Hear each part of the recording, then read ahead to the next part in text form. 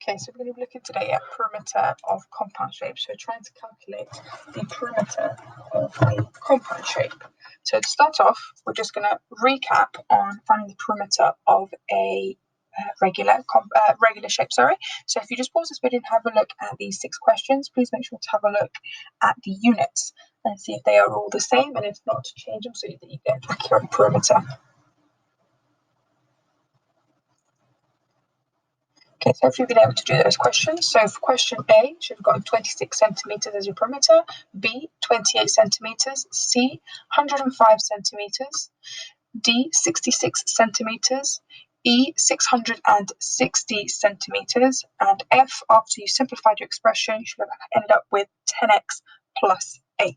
So the question is, what is a compound shape?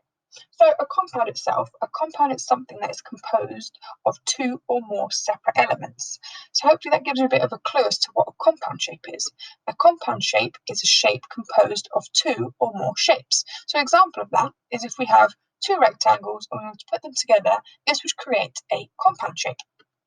And then we'll be given our sides, and then in order to find our perimeter, all we have to do is add our sides together. No matter how many there are, all we have to do is add them together.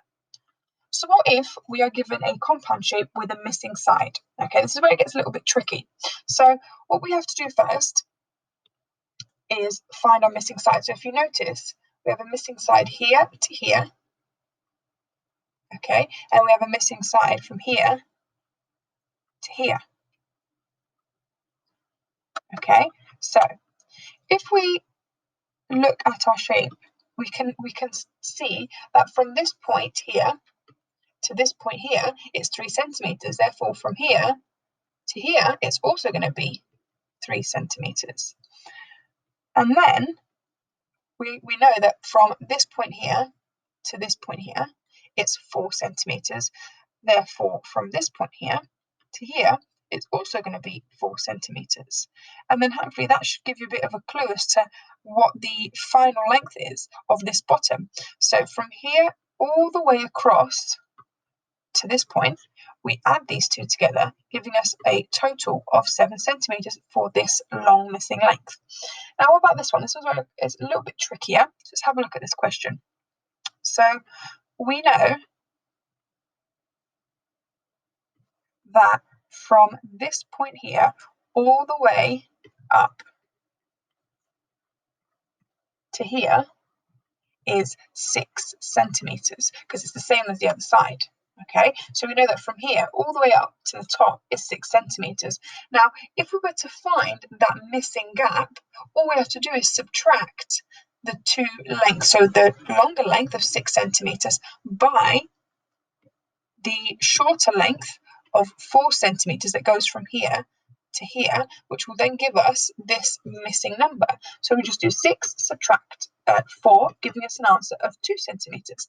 Therefore, that missing length is 2 centimeters. And then all you have to do is add all of your lengths together. So we've got 3 centimeters from the top, plus 2 centimeters that we just found out, plus the 4 centimeters, plus the other 4 centimeters of the side length, okay, plus the 7 centimeters from the bottom that we figured out, and then plus the 6 centimeters. So once you're able to add all of these together, you should hopefully end up with a final length, a final perimeter of 26 centimeters. Okay, now let's have a look at this example here.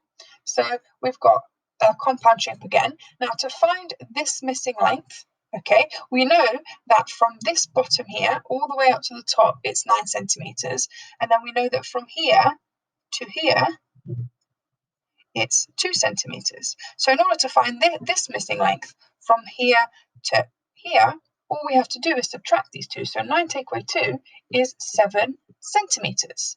Similarly, this top one here, we know that from here all the way to the end it's 10 centimeters. Okay, and then we know that from here to here it's 6 centimeters.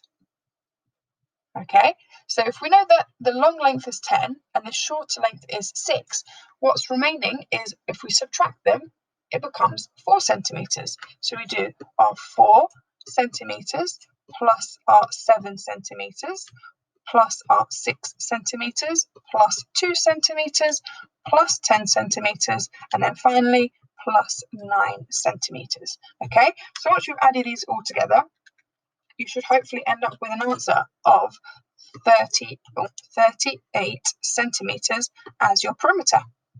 What I'd like to do is have a look at these questions, copy them out and try them for yourselves. Right, so the answers to these ones, so for question 1, it's 34 centimetres, question 2, 48 metres, and question 3, 11 centimetres or 110 millimetres.